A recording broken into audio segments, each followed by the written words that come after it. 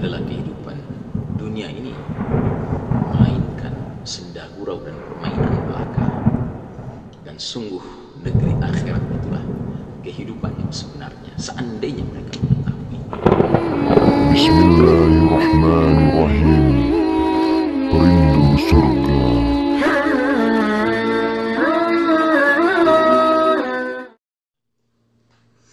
Dan kita teruskan bahasan kita tentang penyakit al-wahnu, penyakit yang kata Nabi Muhammad SAW akan Allah hunjamkan ke dalam hati umat Islam bila mana umat Islam jumlahnya banyak, namun ghutha'un ka ghutha'is sayl, namun laksana buih di atas air.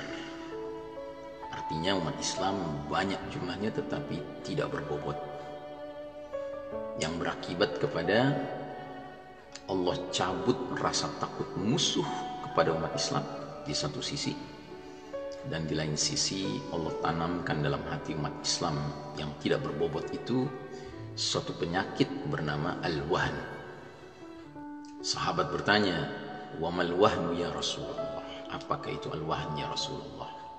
Kata Nabi SAW, "Hubbud dunya wa karahiyatul maut." Cinta dunia dan benci atau takut akan kematian. Saudaraku rahimakumullah, problematika al-wahn ini menjangkiti banyak kaum muslimin hari ini. Dan ini tentunya tidak terlepas dari fakta, realita bahwasanya yang memimpin dunia sehingga mempengaruhi banyak manusia hari ini termasuk kaum muslimin adalah kaum kufar. Mereka yang memimpin dunia hari ini, kaum kufar yang berkarakter seperti bangsa Rum, bangsa Romawi, yang mana Allah Ta'ala gambarkan dalam surat Ar-Rum, surat bangsa Romawi ayat ke-7. Karakter mereka adalah ya'lamuna zahiran minal hayatid dunya wa hum 'anil akhirati hum ghafilun. Mereka bangsa Rum itu hanya mengenal, hanya memahami, hanya mengerti perkara-perkara yang zahir, yang material dari kehidupan dunia ini semata. Sedangkan mereka terhadap akhirat adalah lalai. Nah, karena itu yang menjadi ideologi mereka, karakter mereka, materialism dan hubbud dunya, sekularisme. Akhirnya semua infra dan suprastruktur mereka gunakan untuk menyebarluaskan karakter ini untuk menjadi karakter selain kaum mereka juga. Dan cilakanya hari ini tidak sedikit umat Islam yang sudah mulai ketularan menjadi materialistik, menjadi sekularistik, menjadi hubbud dunya wa karahiyatul maut. Dan jika sudah demikian, maka umat ini berada dalam kondisi yang sangat memprihatinkan. Maka saya mengajak, mari kita tidak menjadi umat Islam yang digambarkan Nabi laksana buih yang mengapung di atas air, yang tidak ada bobotnya. Tapi mari kita menjadi muslim, mukmin, muttaqin, bahkan mujahid fisabilillah, yang memiliki bobot.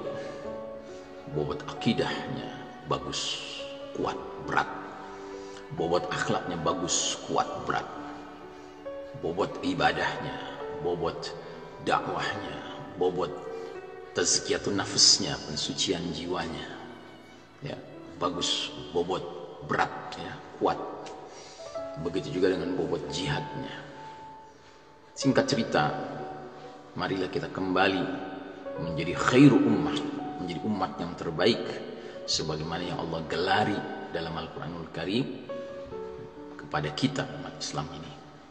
Allah berfirman dalam surat Ali Imran 110, "Kuntum khaira ummatin ukhrijat linnas, ta'muruna bil ma'rufi wa tanhauna 'anil munkari wa tu'minuna billah."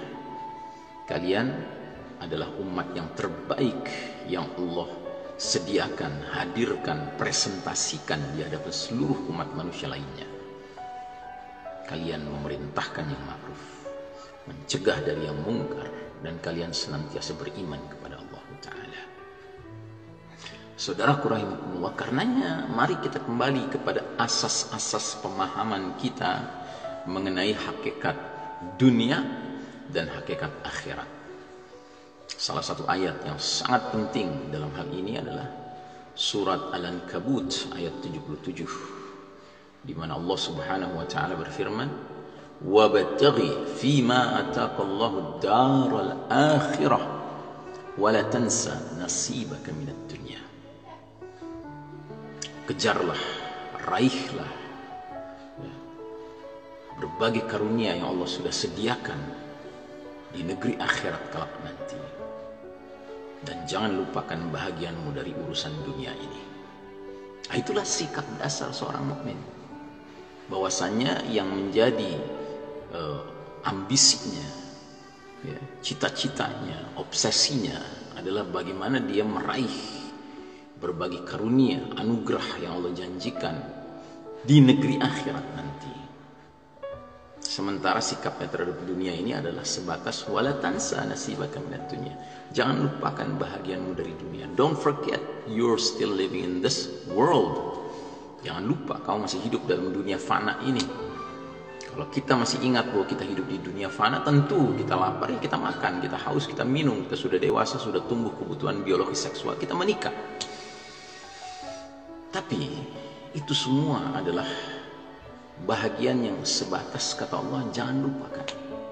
Sementara orang beriman itu yang jadi obsesinya terus-menerus, yang dia ingat terus-menerus adalah bagaimana dia meraih berbagai karunia Allah di akhirat nanti. Rahmat Allah, ampunan Allah, surga Allah Ta'ala. Itu yang dia jelas menjadi sasaran utama dia. Makanya ini ciri orang yang cerdas, kata Nabi SAW. Dalam hadis Nabi bersabda, "Al-kayyisu man dana nafsahu wa 'amila lima ba'dal maut."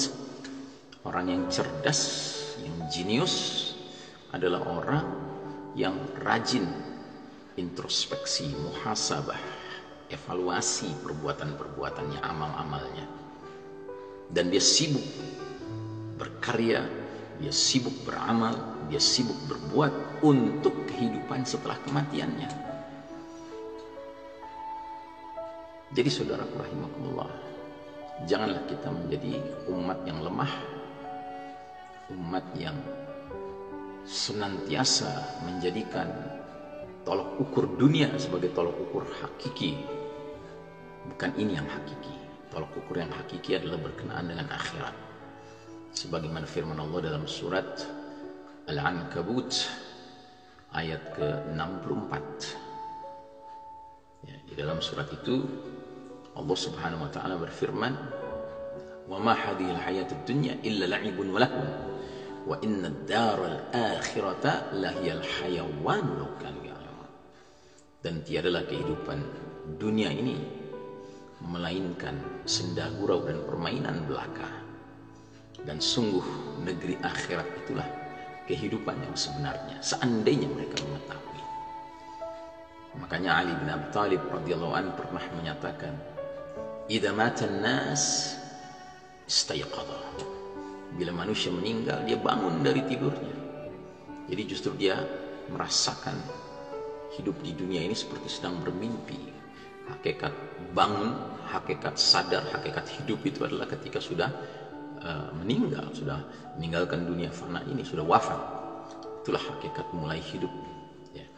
Nah, jadi saudaraku rahimahullah, mudah-mudahan apa yang kami sampaikan pagi hari ini benar-benar menghunjam dalam hati kita, membentuk pemikiran-pemikiran kita, mindset kita.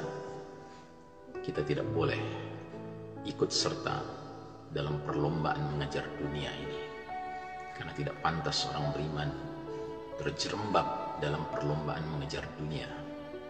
Dia sadar hakikat perlombaan yang sebenarnya adalah mengejar akhirat. Wasari'u ila maghfiratin min rabbikum wa jannatin 'arduha as-samawati wal ard u'iddat lil muttaqin. Bersegeralah kalian meraih ampunan Allah, ampunan Rabbmu, dan surga seluas langit dan bumi yang Allah sediakan bagi orang-orang bertakwa. Maaf, kami baru teringat bahwa tadi ayat wabtaghi fima ataqallahu daral akhirah wa la tansa nasibaka minad dunya itu bukan surat Al-Ankabut tapi surat Al-Qasas ya, surat ke-28 ayat 77. Ya, kejarlah apa-apa yang Allah telah sediakan untukmu berupa karunia di akhirat nanti, sementara jangan lupakan bahagianmu dari dunia ini.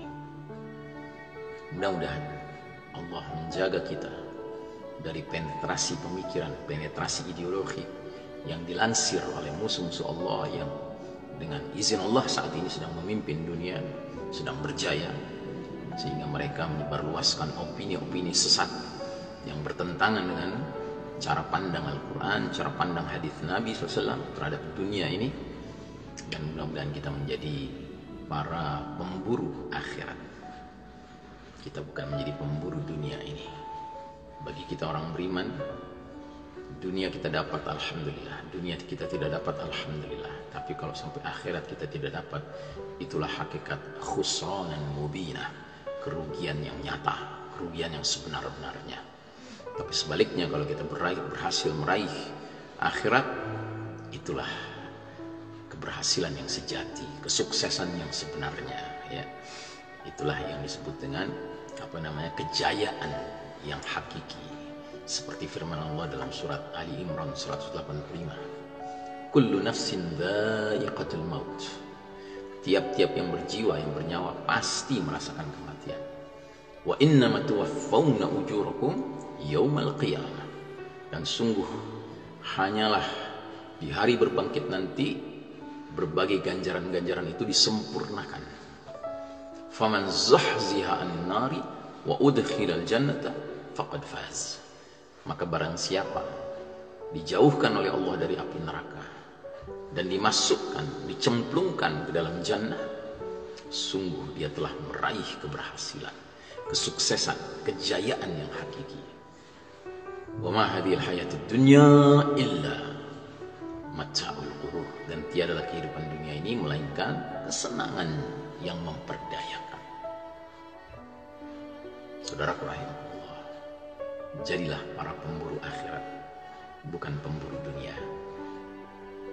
Wassallallahu ala nabiyyina Muhammadin wa ala alihi wa sahbihi ajma'in. Walhamdulillah rabbil alamin.